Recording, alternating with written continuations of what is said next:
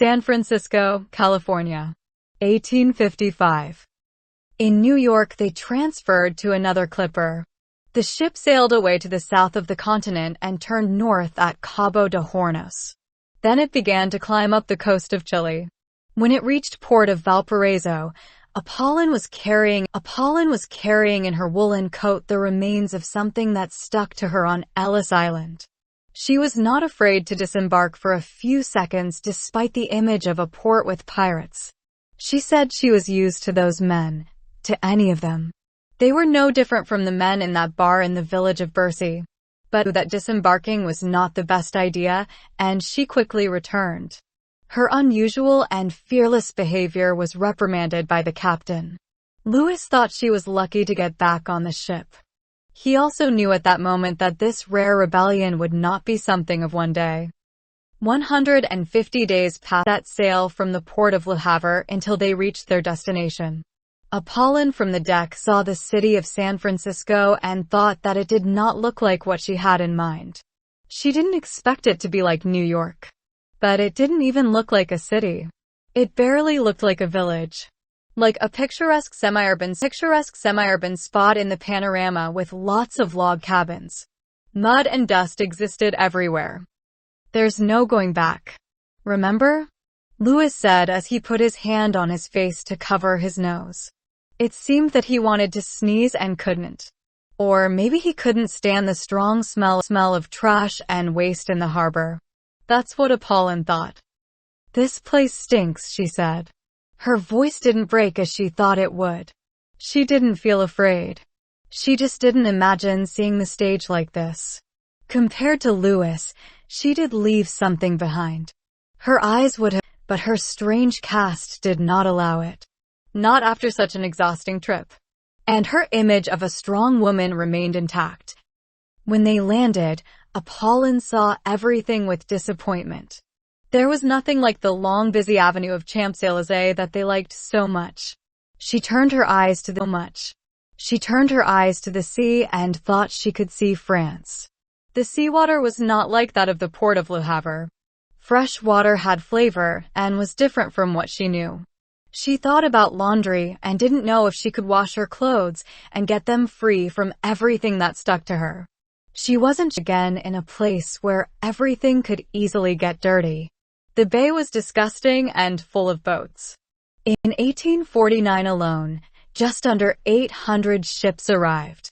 Most of them eventually left. A few returned to San Francisco afterward. Those returning in poor condition being merged permanently with the landscape. Due to the lack of material for construction, many buildings were made from the timbers of some old, abandoned ships. The crew in some of them did not return and preferred to venture with the passengers to go looking for gold. By 1855, the gold rush had just ended, but the miners trying to become millionaires in a hurry were still there. The population size in San Francisco was around 30,000. There were no more native Indians of the Ohlone tribe in sight. Neither were the ones that Apollon once read in whose bodies were covered with charcoal and tar paint and pigments of colored flowers. Those who only spoke and knew their own language. The old caciques called Mexicanized Spaniards were not seen in the streets. Nor did the Creole Mexicans, the mestizos, or the native Indians who spoke Spanish. Not one of the original Californios that the Bear Flag Revolt betrayed. Not one that the Naturalization Act of 1790 did not list as white person. Those who were not easily programmed, or those who could not be controlled. There were not those who for more than 100 years continued to migrate to the place and call it Yerba Buena even though the name changed in 1847. In the city there was the feeling of a very rough appropriation when walking through the streets.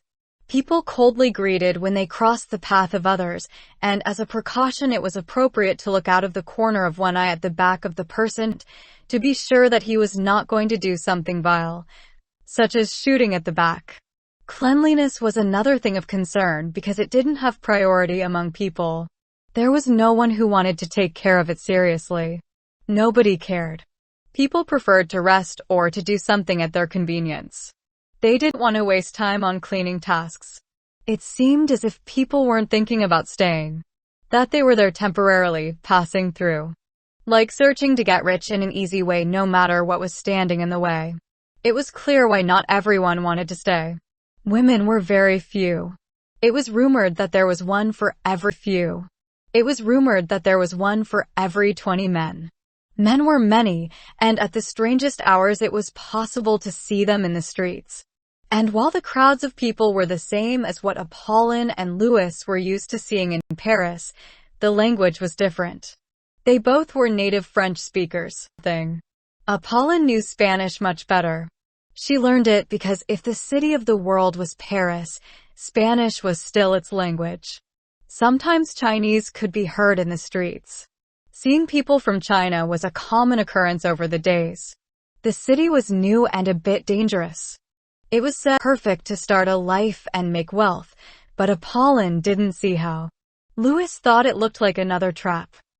They both settled down in Commercial Street, paying an expensive monthly rent for a small room furnished with a bed. The area was called Frenchtown. The site was promoted as the one that housed the 49 immigrants who arrived on the French ship La Meuse. The arrival of more French nationals brought elegance and sophistication to the port. With all of them, cleanliness, personal appearance, and good manners finally became a trend. More women from Europe also arrived, and not to take a cleaning job. With them there was a greater attempt to keep the streets clean. In just 6 months it was said that about 2,000 of them arrived in the city from many parts of the world. In that area there were also the prostitutes who worked in the brothels of the bars. There were those from Chile and Mexico, exploited in secret for $5 the coitus in a bed. The Americans, who arrived from the east of the country, prepared not to be afraid of anything. And the French, who arrived alone and on their own, attracted by wealth. No one would turn down the possibility of earning more than $100 in one night. They all dealt with rough, dirty, and stinking men from the days without a bath. They often arrived with long, ungroomed beards, with dust up to the eyelids, with ugly and inadequate faces when smiling. Their hands and fingers always fresh blood from searching for gold. Prospectors and miners, those were many of the customers. Everybody knew that what made the city vibrate the most were the gambling rooms. It was said that there was one for every 25 inhabitants. The prospectors arrived at those rooms with the gold they found and exchanged it for money. Most of them ended up betting all their earnings. Fights and occasional duels arose when the prospectors saw themselves bankrupt, feeling cheated. Perhaps no one who came to look for gold had become rich. The Americans who were rich were already rich before they arrived in the city, and they became richer thanks to many of those prospectors, whether foreigners, Californios, Mexicans, and even Americans. French immigrants were complaining that it was difficult to find a job with the new Americans because the way of thinking was very different, saying they moved around in a motorized manner. It was not a good option for Americans of Old English ancestry. There were many things from the past that were difficult to forget. The feeling of discomfort, envy, and even discrimination lived among themselves. Louis and Apollon learned that it was not a good option to look for a job among foreigners who were not French. That's why Louis got a job as an assistant at Boudin Bakery, the only French bakery in San Francisco. Every day he had to walk a long way in a hurry to get to the bakery on time, passing by brothels, restaurants, and gambling rooms. He hated that route. Sometimes he had arguments and even confrontations with other European foreigners. On one of those walks they stole the bowler hat that he brought from Paris, and he returned home feeling naked for not wearing something on his head. The atmosphere of fights that was created on the corners was very unpleasant. And not to mention the lot of it everywhere. Louis often saw a waste of food in the streets that homeless people picked up to eat. But what is there to say about a place like that? A place of immigrants who put their priorities on other things. Practicality over righteousness. Speed over formality. Profits over nature. convenience over price. Sometimes it was also seen in more indispensable things, such as wealth over health. Mexicans don't think that way about yerba buena. It seems like, together with the Chinese, we are the only ones who are looking for ways not to waste food. Apollon heard from Delfina, a Mexican mestizo she met on her first day of work. Delfina was a migrant who arrived from northern Mexico, and compared to the Californios and their descendants, she had lived in California only for a few years. Apollon, accustomed to housework, managed to stay in that job after a few days. Together, between advice and giggles, they both worked as maids, cleaning dishes and giving food to other foreign workers in Madame Mary Ellen Pleasant's mansion, in a large 3-story Italian-style building with 30 rooms. If the house was unusual, Madame Pleasant's kindness was even more so. She was African American, and her altruism had no match in the community. Apollon and Delfina often thought that Madame Pleasant was the one who worked the most in the kitchen. They believed that it was her way of compensating for something they did not understand. For several weeks, Apollon and Louis worked hard almost every day. Their earnings were enough for both, and there was something left. There was always work available in the city. Something new to do. Something different to try. But Apollon did not see how they would make the fortune in gold they dreamed of when they embarked on this journey. Louis' earnings, and worse, strangely his health often deteriorated. When the symptoms started, he thought it was asthma, the same disease that killed his father. Then an American doctor in the city diagnosed him with acute bronchitis. For a few days he woke up well, full of energy. But later, not anymore. He couldn't even get out of bed. He never imagined that the climate of the coast would affect him negatively.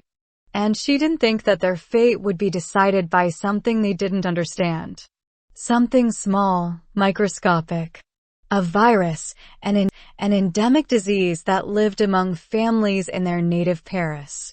It wasn't something like a guest who comes and leaves later. It was more like the foreigner who stayed in the country, who got used to even all the bad things, and over